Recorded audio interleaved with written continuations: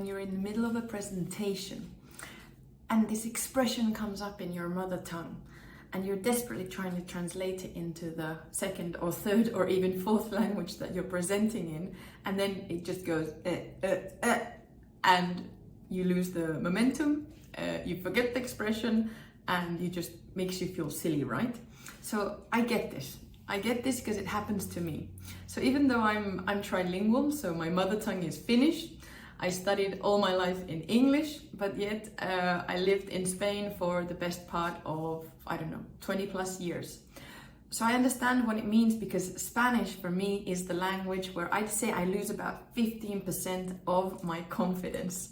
And I really have to make an effort when I train or give presentations in Spanish. And I came up with a nice formula or a checklist to make sure that I extra prepare. And today I would like to share it with you if you are preparing for a presentation that's not in your mother tongue. So step number one, I think it's important to understand that if you have someone else translating your material, it is absolutely crucial to adapt the material. If you are translating the material or preparing the material for your presentation, let's have a look at the 4 steps, right?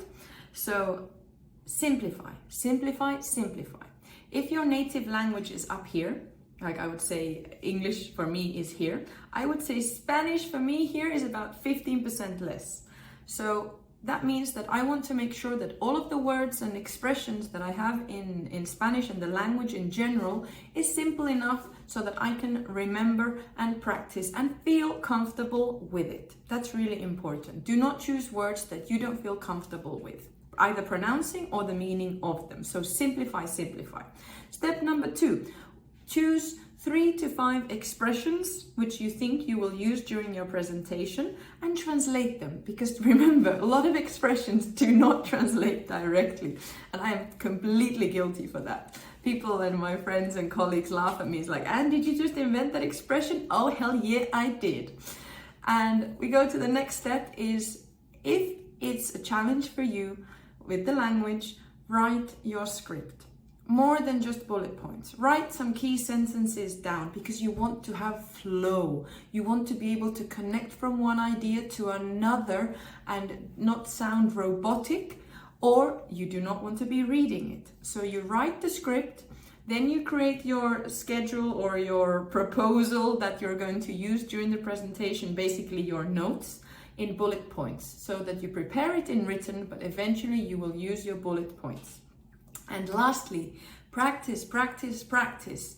You cannot miss the opportunity of not practicing for your presentation, because every presentation that you mess up, you are messing up an opportunity for you. So prepare well, adapt the language, choose the expressions beforehand, practice them, and go and shine. So remember, presenting in a second language does have an extra challenge, and if you really want it, the opportunity is there for you.